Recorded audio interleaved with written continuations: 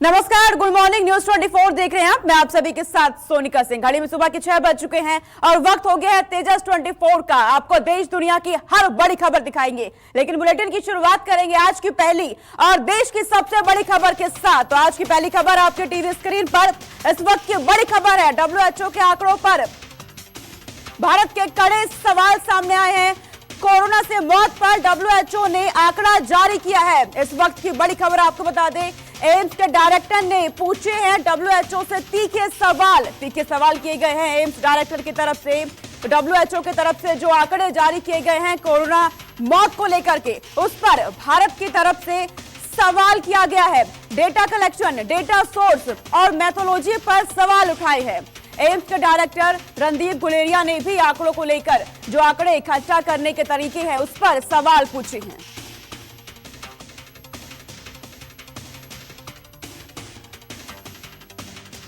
भारत ने WHO के आंकड़ों पर सवाल उठाए हैं। सरकार ने WHO के model, data collection, data source और मेथोलॉजी पर सवाल उठाए हैं।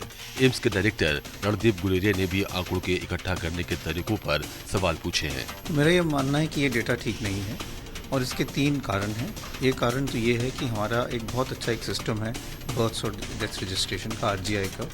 वो कई डिकेड से चला आ रहा है और उसमें डेथ्स और बर्थ्स बहुत अच्छी तरह से रजिस्टर होती हैं।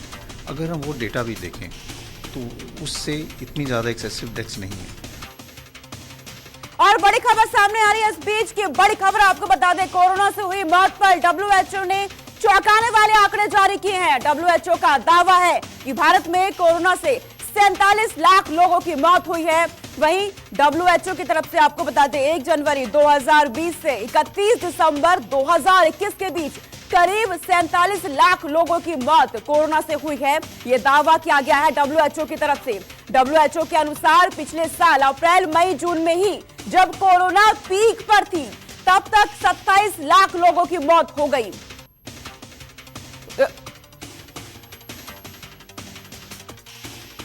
भारत में पिछले साल कोरोना से हुई मौतों को लेकर WHO ने चौंकाने वाले आंकड़े जारी किए हैं। WHO का दावा है कि 1 जनवरी 2020 से 31 दिसंबर 2021 के बीच करीब 47 लाख लोगों की मौत कोरोना से हुई। WHO के अनुसार पिछले साल अप्रैल, मई, जून में ही कोरोना पीक पर थी, तब तक 27 लाख लोगों की मौत हो गई। WHO का कहना है कि कोरोना महामारी की वजह से दुनिया भर में 1.5 करोड़ से ज्यादा लोगों की मौत हो गई। और इस बीच एक और बड़ी खबर सामने आ रही है। बड़ी खबर का रुख कर लेते हैं आपके टीवी स्क्रीन पर। इस वक्त की बड़ी खबर, जम्मू कश्मीर परिसीमन आयोग की रिपोर्ट जारी कर दी गई है। तो केंद्र सरकार ने जम्मू कश्मीर परिसीमन आयोग की रिपोर्ट जारी की है। जम्मू क्षेत्र में 43, कश्मीर क्षेत्र में 47 विधानसभा सीट होंगी। इसके साथ ही लोकसभा की 5 सीटों की सीमा में भी बदलाव किया गया है। साथ ही विधानसभा में SC, ST के लिए सीटें रिजर्व रखी गई हैं। तो बड़ी खबर है, जम्मू कश्मीर विधानसभा सीटों के परिसीमन से जुड़ी आयोग की रिपोर्ट जारी कर दी गई है। परिसीमन आयोग की रिपोर्ट के अनुसार कुल 90 सीटों में 43 जम्मू क्षेत्र में होगी, जबकि 47 कश्मीर क्षेत्र में होगी। आयोग ने इसके साथ ही लोकसभा की 5 सीटों की सीमाओं का भी पुनर्निर्धारण किया है। माना जा रहा है कि आयोग की रिपोर्ट के बाद राज्य में नए विधानसभा चुनावों की आहट भी सुनाई देने लगेगी।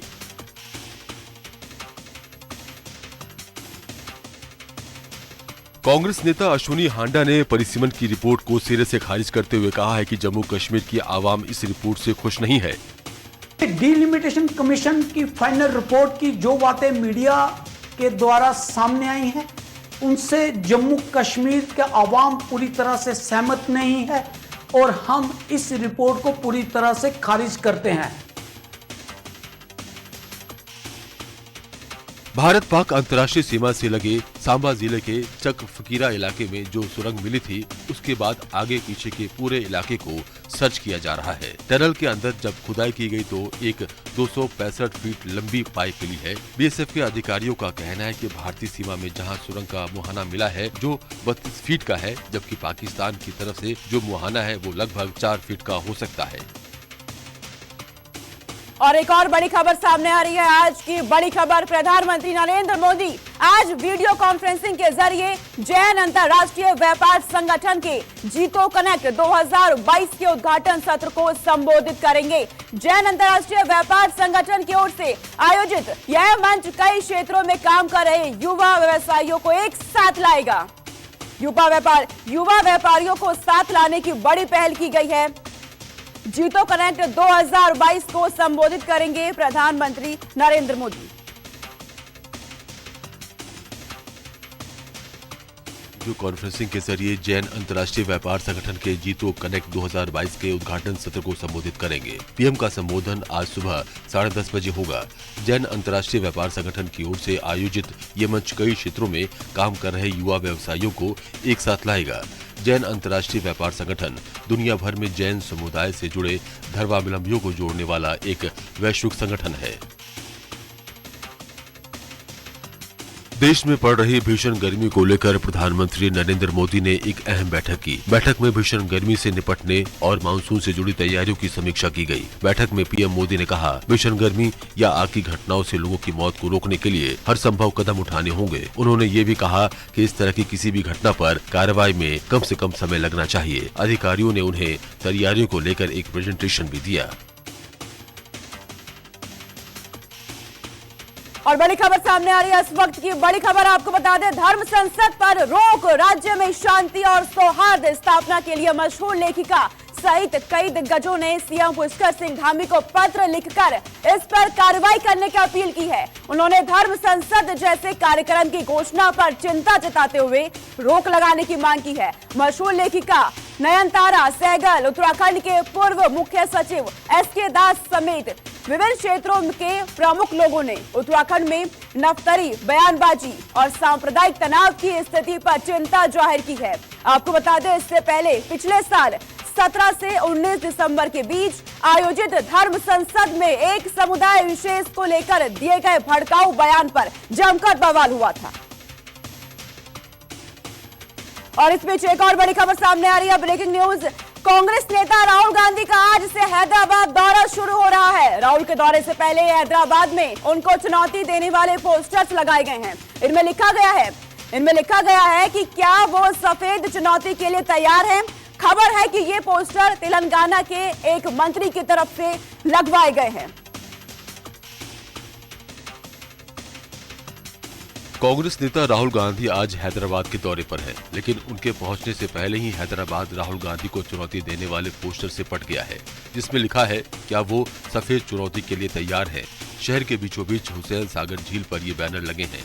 बैनर में पार्टी या व्यक्तियों के नाम नहीं हैं। बताया जा रहा है कि इसे तेलंगाना के उद्योग एवं सूचना प्रौद्योगिकी मंत्री केटी रामाराव के समर्थकों की ओर से लगाया गया है, जिन्होंने पिछले साल सितंबर में कांग्रेस सांसद को व्हाइट चैलेंज की चुनौती दी थी।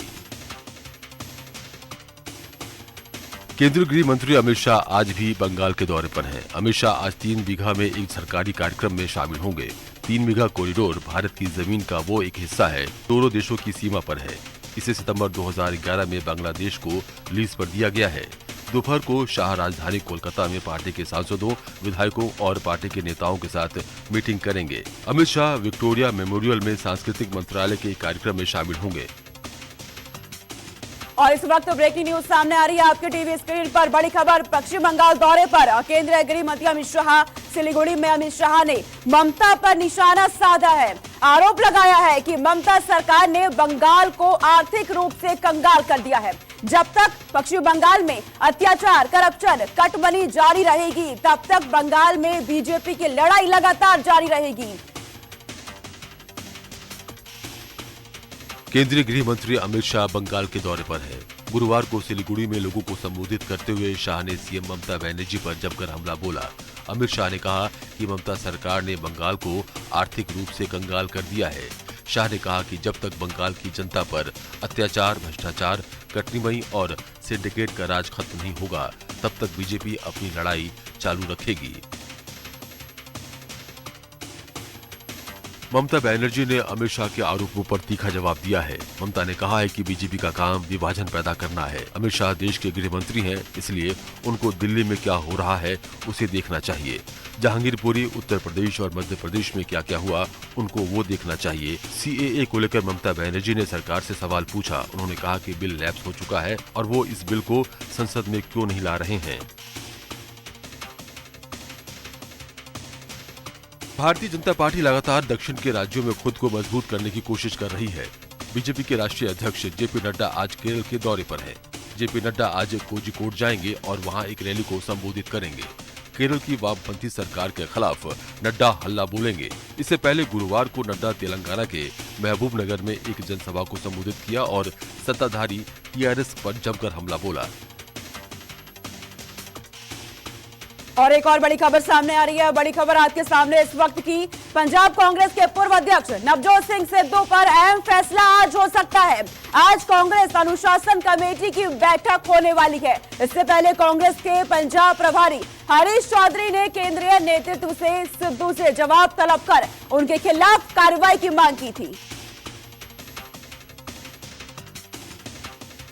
पंजाब कांग्रेस के पूर्व अध्यक्ष नवजोत सिंह सिद्धू को लेकर आज कांग्रेस अनुशासन कमेटी की बैठक होने वाली। इससे पहले कांग्रेस के पंजाब प्रभारी हरीश चौधरी ने केंद्रीय नेतृत्व से सिद्धू से जवाब तलब कर उनके खिलाफ कार्रवाई की मांग की थी। केसी वेणुगोपाल ने ये शिकायत पत्र अनुशासन समिति को भेजकर उचित कार्रवाई करने की सलाह भी दी थी। अनुशासन समिति के अध्यक्ष AK एंटोनी को ये भी बताया कि सोनिया गांधी ने भी इस शिकायत पत्र को देख लिया है।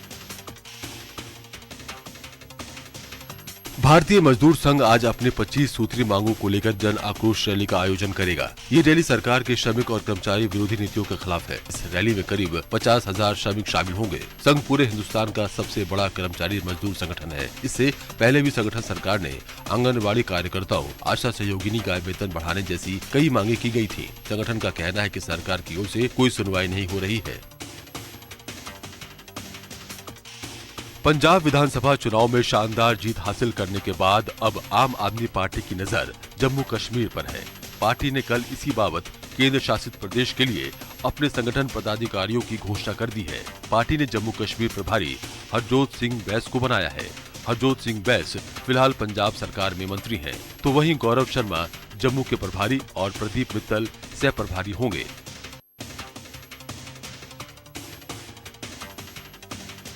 राजस्थान में विस्फोटक के साथ पकड़े गए आतंकियों के मामले की जांच के लिए NIA की टीम मध्य प्रदेश के रतलाम पहुंच गई है। दरअसल राजस्थान की निवाहेड़ा पुलिस ने 28 मार्च को रतलाम की एक कार से भारी मात्रा में विस्फोटक जब्त किए थे। राजस्थान ATS ने मामले में रतलाम के रहने वाले 3 युवकों को पकड़ा है। NIA की 10 से ज्यादा सदस्यीय टीम ने मामले की जाँच शुरू कर दी है। NIA आरोपियों और उनसे जुड़े लोगों की जानकारी जुटाने में लग गई है।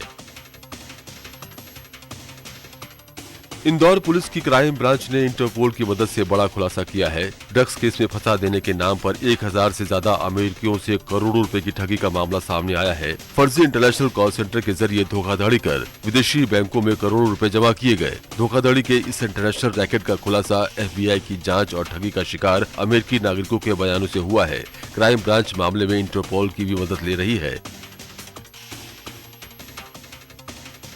मध्य प्रदेश में कोरोना के मामलों में उतार चढ़ाव बना हुआ है। MP में 24 घंटे में कोरोना के 26 नए केस सामने आए हैं।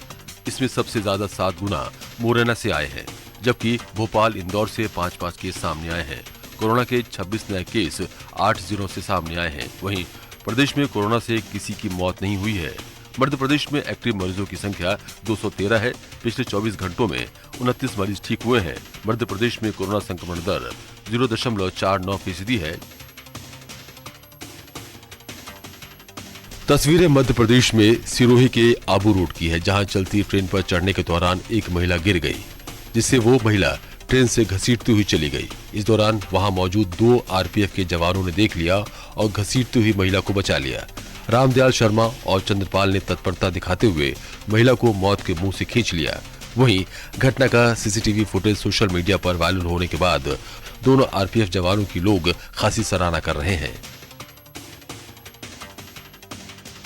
छत्तीसगढ़ के सीएम भूपेश बघेल की एक बार फिर संवेदनशीलता देखने को मिली है। सीएम बघेल लोगों की समस्याओं के समाधान के लिए सरगुजा के अरागाही गांव पहुंचे थे।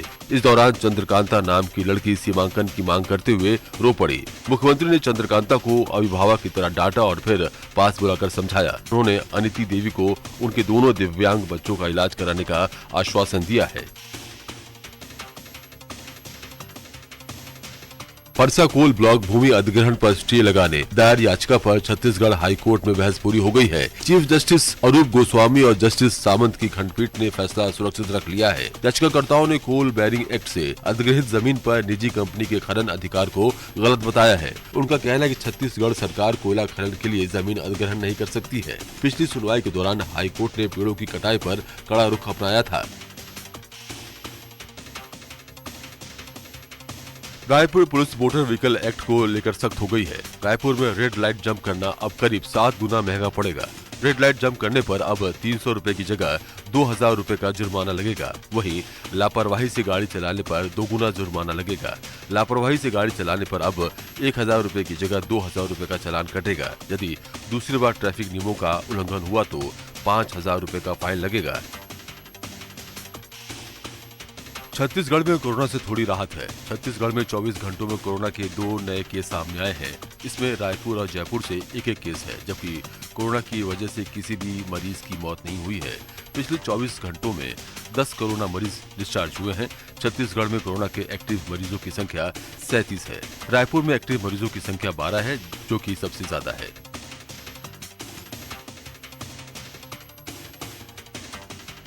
छत्तीसगढ़ के मुख्यमंत्री भूपेश बघेल ने बोर्ड परीक्षा के रिजल्ट को लेकर बड़ी घोषणा की है। सीएम बघेल ने ट्वीट कर बताया कि छत्तीसगढ़ में 10वीं और 12वीं बोर्ड में टॉप करने वाले छात्रों को सरकार हेलीकॉप्टर राइड कराएगी। छत्तीसगढ़ 10वीं और 12वीं बोर्ड परीक्षा में करीब 6.5 लाख छात्रों ने परीक्षा दी है। छत्तीसगढ़ बोर्ड 10वीं और 12वीं के नतीजे मई के दूसरे या तीसरे हफ्ते में जारी कर सकता है। सभी छात्रों को रिजल्ट का बेसब्री से इंतजार है। छत्तीसगढ़ के भिलाई के सबसे व्यस्ततम इलाके सिविक सेंटर में अवैध दुकानों पर बुलडोजर चला है। भिलाई स्टील प्लांट के इन्फोर्समेंट डिपार्टमेंट ने कार्रवाई करते हुए 5 अवैध दुकानों को हटाया है। प्रशासन की ओर से बुलडोजर एक्शन के दौरान भारी संख्या में पुलिस बल तैनात थे। अवैध कब्जे को जेसीबी की मदद से कब्जाधारियों के चंगुल से मुक्त कराया गया। प्रशासन की ओर से कार्रवाई के दौरान वहां बड़ी संख्या में लोग मौजूद थे। एक बार फिर से ग्रीन कॉरिडोर की वजह से भिलाई की एक मरीज की जान बच गई। सेक्टर 9 अस्पताल से रायपुर के रामकृष्ण केयर अस्पताल महज 40 मिनट में मरीज को शिफ्ट किया गया। ये सब पार्षद वशिष्ठ नारायण मिश्रा के पुलिस के साथ की गई बेहतर साझेदारी से हो पाया। मरीज की तबीयत खराब होने के चलते जल्द से जल्द रामकृष्ण अस्पताल रेफर करने को कहा गया था। कुम्हारी ब्रिज 15 जून तक बंद है, ऐसे में ग्रीन कॉरिडोर बनाया गया। जोधपुर के इलाके में लगे कर्फ्यू को 6 मई की आधी रात तक के लिए बढ़ा दिया गया है। साथ ही इंटरनेट सेवा भी बंद रहेगी। हालांकि फिलहाल माहौल शांत है, जिसके चलते आज से 8 बजे से 10 बजे के कर्फ्यू में आंशिक ढील दी गई है। कर्फ्यू में ढील के दौरान सुबह 8 से 10 बजे तक सब्जी, किराना और दूध की दुकानें खोलने की छूट दी गई है। कल कर्फ्यूग्रस्त सभी 10 थानों में CLG की मीटिंग आयोजित की गई और उसके सकारात्मक परिणाम सामने आए। राजस्थान के भीलवाड़ा में युवकों पर हुए हमले को लेकर पुलिस का बड़ा बयान सामने आया है। पुलिस ने बताया कि करबला इलाके में सड़क पर बैठे 2 मुस्लिम समुदाय के युवकों पर जानलेवा हमले के पीछे एक बड़ी साजिश है। वहीं पुलिस इस मामले में 9 लोगों को गिरफ्तार कर चुकी है। तो आदमी अरेस्ट किया गया, उसका कहना है कि सोशल मीडिया पर कुछ टिप्पणियां ऐसी हुई थी समुदाय के खिलाफ, जिससे कि आहत थे और उसके बदले के रूप में काम किया गया। जोधपुर में हुई हिंसा का एक नया वीडियो सामने आ रहा है, जिसमें दंगाई सड़कों पर हुड़दंग मचा रहे हैं। ये वीडियो जालोरी गेट के पास स्थित एक बीजेपी समर्थक नेता के घर के पास का है, जहां हुड़दंगी उसके घर के बाहर खड़ी गाड़ियां शीशे तोड़ते नजर आए। वीडियो में एक शख्स अपने घर की छत पर खड़ा है, तभी भीड़ उसके घर पर पथराव शुरू कर देती है। बाहर खड़ी गाड़ियों में तोड़फोड़ करती है, लेकिन न्यूज 24 इस वीडियो की पुष्टि नहीं करता है। 5वीं बोर्ड परीक्षा में शामिल होने वाले रजिस्टर्ड मदरसों के विद्यार्थियों से अब परीक्षा शुल्क नहीं लिया जाएगा। शिक्षा विभाग ने इसका आदेश जारी कर दिया। 5वीं बोर्ड परीक्षा में रजिस्टर्ड मदरसों के विद्यार्थियों से 40 रुपए परीक्षा शुल्क लिया गया था। राजस्थान उर्दू शिक्षक संघ प्रदेशाध्यक्ष अमीन कायम खानी ने बताया कि राज्य के करीब 25,674 विद्यार्थी इन मदरसों में पढ़ते हैं। चालीसा विवाद में गिरफ्तार राणा दंपति को कल 13 दिन के बाद रिहाई मिली। अमरावती से निर्दलीय सांसद नवनीत राणा और उनके विधायक पति रवि राणा अलग अलग जेलों में बंद थे। रिहाई के तुरंत बाद नवनीत राणा लीलावती अस्पताल पहुंची। रवि राणा अपनी पत्नी नवनीत से मिलने पहुंचे तो नवनीत भावुक हो गई। मुंबई सेशन कोर्ट ने जमानत देते हुए राणा दंपति के लिए कई शर्तें भी रखी हैं।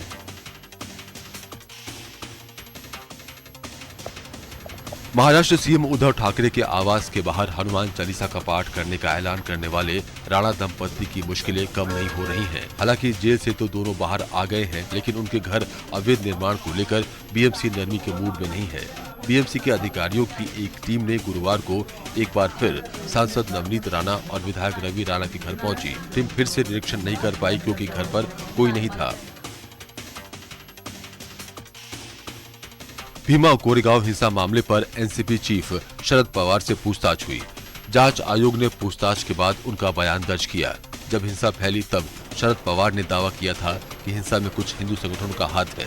बाद में सागर शिंदे नाम के सामाजिक कार्यकर्ता ने शरद पवार के बयान के लिए उनसे पूछताछ की अर्जी दी, जिसके बाद आयोग ने उन्हें बुलाया। पवार ने हलफनामा पेश किया और बताया कि हिंसा के पीछे कौन थे, इसके बारे में उन्हें कोई जानकारी नहीं है। मुंबई ईडी और पुलिस आमने सामने आ सकती है। मुंबई एंटी करप्शन ब्यूरो ने जितेंद्र नवलानी पर एफआईआर दर्ज कर ली है। शिवसेना नेता संजय राउत ने आरोप लगाया था कि नवलानी ने ईडी अधिकारियों के नाम पर 2015 से 2021 तक 58 करोड़ 96 लाख रुपए अलग अलग लोगों और कंपनियों से वसूली की थी। नवलानी मुंबई के पूर्व पुलिस आयुक्त परमबीर सिंह के करीबी सहयोगी हैं। मुंबई पुलिस ने लाउडस्पीकर पर 4 मई से शुरू हुए हंगामे को फिलहाल काबू कर लिया है। इस बीच 26 मस्जिदों के धर्मगुरुओं ने बैठक कर ये फैसला लिया है कि सुबह की नमाज लाउडस्पीकर पर नहीं होगी।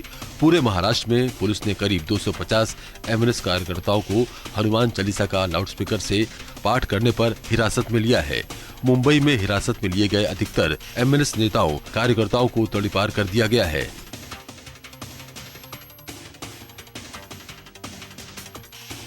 बिहार के लिए राज्यसभा की एक सीट पर उपचुनाव का ऐलान हो गया है। इलेक्शन कमीशन ने राज्यसभा के सांसद रहे डॉक्टर महेंद्र प्रसाद उर्फ किंग महेंद्र के निधन से खाली हुई सीट पर उपचुनाव की अधिसूचना जारी कर दी है। इस सीट के लिए 30 मई को मतदान होगा। 12 मई को उपचुनाव के लिए नोटिफिकेशन जारी होगा। 19 मई तक उम्मीदवार अपना नामांकन पत्र दाखिल कर पाएंगे। 20 मई को नामांकन पत्रों की जाँच होगी और 23 मई तक नामांकन वापस लिए जाएंगे। बिहार के पूर्वी चंपारण जिले में शादी में खुलेआम असला लहराने वाले को पुलिस ने तलाश कर गिरफ्तार कर लिया है। आरोपी का नाम बबलू कुमार है। बबलू पर डबल मर्डर केस में मामला दर्ज है। शादी समारोह में हवाई फायरिंग कर वीडियो वायरल होने के बाद पुलिस ने आरोपी को उसके घर से गिरफ्तार कर लिया है। यूपी में गहराते बिजली संकट पर अखिलेश यादव ने कहा है कि एसपी सरकार के कामों को अगर योगी सरकार जारी रखती तो आज बिजली सस्ती होती। बिजली का संकट पैदा अगर किसी ने किया तो सरकार ने खुद पैदा किया है और कहीं ऐसा तो नहीं कि किसी को मुनाफा पहुंचाना चाहते हो। मैंने पहले भी कहा कि जनता को खरीद करके बिजली देनी चाहिए क्योंकि बजट की कमी नहीं है। दिल्ली की सरकार भी इनकी है, यूपी की सरकार भी इनकी है। अखिलेश यादव ने कानपुर में कहा कि योगी सरकार में सबसे ज्यादा तमंचे चल रहे हैं। समाजवादियों को परेशान किया जा रहा है। उन्होंने कहा कि आजम खान के साथ अन्याय हुआ है। शिवपाल हमारे चाचा हैं, एक कदम आगे की सोचेंगे। वे गंगा यमुना सफाई पर भी बरसे। क्या कंफ्यूजन है? वो चाचा है, इतना नहीं जानते आप? क्या कंफ्यूजन है? वो देखिए, जब चाचा है तो हमसे आगे होंगे ना। एसपी नेता अखिलेश और उनके चाचा शिवपाल के बीच बढ़ते तनाव की खबरों के बीच आज शिवपाल बड़ा ऐलान कर सकते हैं। शिवपाल आज प्रेस कॉन्फ्रेंस कर अपनी बात रखेंगे। इस दौरान वे अखिलेश से तनाव से जुड़े सभी सवालों का जवाब दे सकते हैं। बीती 3 मई शिवपाल ने अखिलेश पर तंज कसते हुए कहा कि जिसे हमने चलना सिखाया वो हमें रौंदता रहा। अपने सम्मान के निचले स्तर पर जाकर भी अखिलेश को संतुष्ट करने की कोशिश की। मंत्रियों के बाद आज से सीएम योगी आदित्यनाथ विकास कार्यों की समीक्षा करेंगे। वे आज अयोध्या से मंडलीय दौरे की शुरुआत करेंगे। इसके साथ ही हर मंडल में सीएम अपनी समीक्षा बैठक के दौरान गेहूं की खरीद की प्रगति रिपोर्ट भी देखेंगे। सीएम योगी ने सभी विभागों के मंत्री और अधिकारियों के साथ समीक्षा बैठक कर रोड मैप तैयार कर लिया है। अब सीएम बताए गए विकास कार्यों की हकीकत जमीन पर उतार कर देखेंगे। यूपी के कैसरगंज से बीजेपी सांसद ब्रिजभूषण शरण सिंह एमएनएस चीफ राज ठाकरे से उत्तर भारतीयों से माफी मांगने को कहा है। सिंह ने कहा है कि जब तक राज माफी नहीं मांगेंगे तब तक वो उन्हें अयोध्या में नहीं घुसने देंगे। जब तक वो उत्तर भारतीयों से सार्वजनिक तौर पर माफी न मांगे तब तक उनको अयोध्या नहीं आना चाहिए, और आएंगे तो मैं उनको घुसने नहीं दूंगा अयोध्या में। अयोध्या के बाद अब काशी का मामला लगातार सुर्खियों में है। वाराणसी कोर्ट के आदेश से आज पहली बार ज्ञानवापी मस्जिद परिसर में तहखाने और पहली मंजिल की वीडियोग्राफी होगी। दोपहर 3 बजे एडवोकेट कमिश्नर अजय मिश्रा की देखरेख में वीडियोग्राफी होगी। वीडियोग्राफी कराने का फैसला कोर्ट का है, लेकिन मस्जिद मैनेजमेंट कमेटी वीडियोग्राफी का विरोध कर रही है। मैनेजमेंट कमेटी की ओर से किसी को भी ज्ञानवापी परिसर में न घुसने देने का अल्टीमेटम दिया गया था। यूपी में चंदौली पुलिसिया तांडव से घायल गुंजा और कन्हैया यादव की हालत में सुधार है। बुधवार देर रात दोनों को अस्पताल से डिस्चार्ज कर दिया गया। चंदौली के मनराजापुर में हिस्ट्री शीटर कन्हैया यादव को पकड़ने के लिए पुलिस ने छापा मारा था। पुलिस की पिटाई से कन्हैया की बड़ी बेटी की मौत हो गई। आज भीम आर्मी नेता चंद्रशेखर आजाद रावण पीड़ित परिवार से मिलेंगे। अखिलेश यादव 9 मई को पीड़ित परिवार से मुलाकात करेंगे।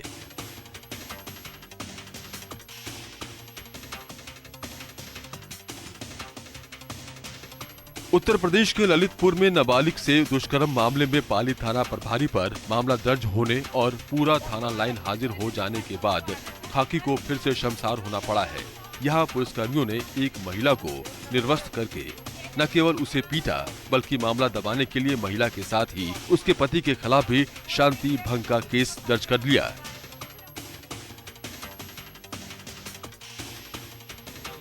किसान नेता राकेश टिकैत ने लखीमपुर खीरी कांड में गवाहों और पीड़ित परिवारों के साथ न्याय और निष्पक्ष कार्रवाई की मांग की है। टिकैत ने कहा कि अगर मांगे नहीं मानी जाती तो सारे विकल्प खुले हुए हैं। नेताओं ने किसानों के साथ बैठक करने के बाद खीरी कांड में मारे गए जेल में बंद किसानों के परिजनों से मुलाकात की। किसान नेताओं ने जिला प्रशासन से किसानों के परिजनों को मुआवजा, एक व्यक्ति को सरकारी नौकरी दिए जाने की मांग की है।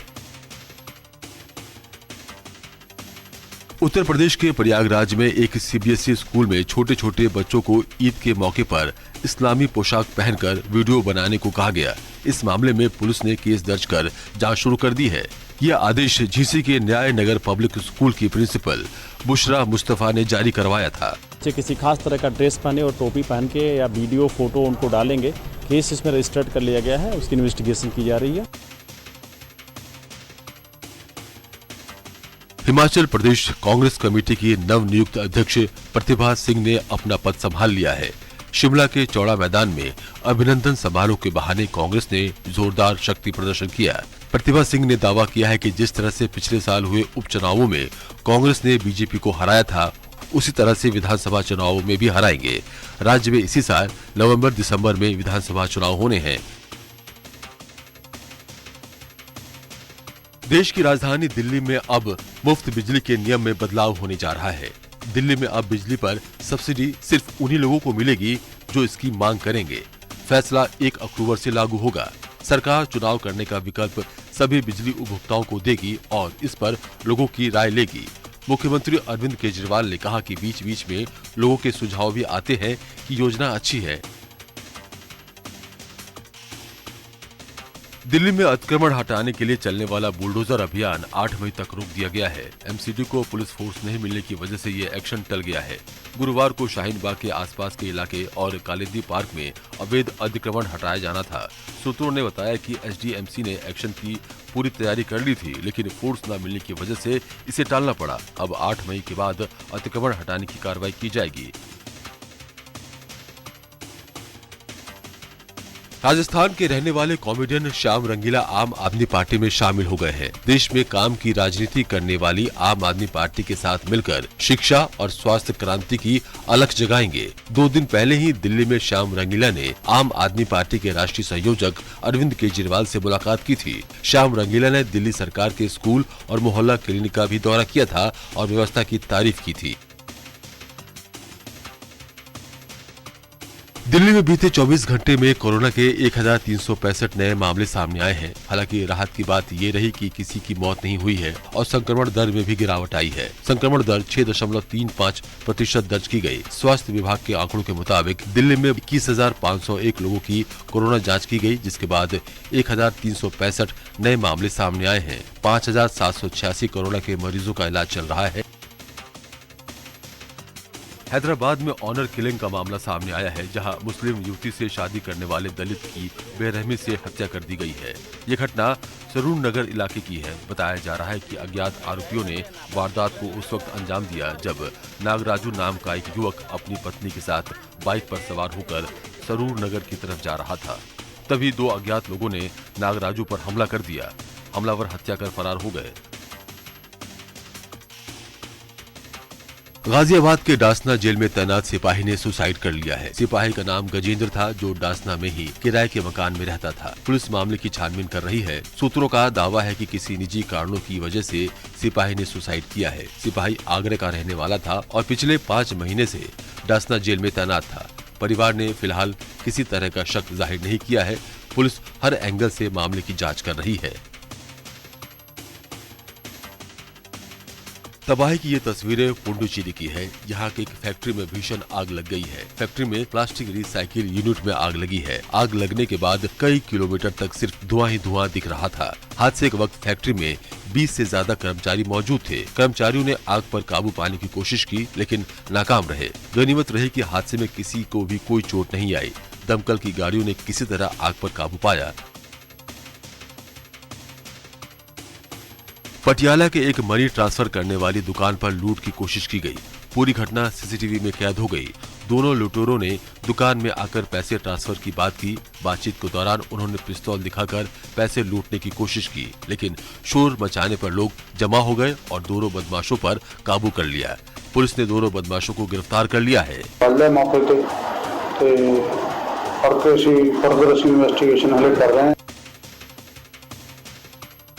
उत्तराखंड में बाबा केदारनाथ के कपाट आज से खुल गए। सुबह 6:25 पर बाबा के कपाट खुले। बाबा केदारनाथ के कपाट कोरोना की वजह से 2 साल के बाद आम लोगों के लिए खुले हैं। इससे पहले गौरीकुंड से 21 किलोमीटर की यात्रा पूरी कर गुरुवार शाम ही पंचमुखी डोली केदारनाथ पहुंची। 2 साल बाद केदारनाथ धाम के कपाट खुलने की वजह से रिकॉर्ड संख्या में श्रद्धालु पहुंचे हैं, जिससे शासन प्रशासन की तमाम व्यवस्थाएं चरमरा गई हैं। डॉक्टरों को यूं ही धरती का भगवान नहीं कहते। ये बात गुजरात के अहमदाबाद में एक बार फिर साबित हुई, जहां मौत के मुंह में समा चुकी एक दूधमुही बच्ची को डॉक्टर ने नई जिंदगी दी। 1.5 साल की मासूम की सांसें थम चुकी थीं, लेकिन डॉक्टरों ने एक के बाद एक 6 इलेक्ट्रिक शॉक देकर उसकी जान बचाई। बच्ची को नई जिंदगी देने वाले डॉक्टर हार्दिक पटेल को सभी तहे दिल से शुक्रिया अदा कर रहे हैं। पाकिस्तान के पूर्व प्रधानमंत्री इमरान खान के साथ वीडियो जारी या कहे कथित तौर पर लीक होने वाले हैं। बताया जा रहा है कि इनमें से 3 बेहद आपत्तिजनक हैं। इमरान की पार्टी पाकिस्तान तहरीक इंसाफ का सोशल मीडिया विंग वीडियो सामने आने से पहले ही डैमेज कंट्रोल में जुट गया है। एक इंटरव्यू में इमरान ने खुद कहा था कि ईद की छुट्टियों के बाद उनका चरित्र हनन करने की कोशिश की जा सकती है। उन्होंने ये भी माना है कि उनके कुछ वीडियोज मौजूद हैं। पाकिस्तान के पूर्व प्रधानमंत्री इमरान खान ने एक इंटरव्यू में अपनी निजी जिंदगी को लेकर नई बातें शेयर की हैं। इमरान खान ने कहा कि कोरोना की वजह से उन्होंने 2.5 सालों से अपने बेटों सलमान ईसा खान और कासिम खान को नहीं देखा है। इमरान ने कहा कि तलाक का सबसे बुरा असर ये होता है कि आप अपने बच्चों से दूर हो जाते हैं। इमरान और जेमिमा के 2 बेटे हैं।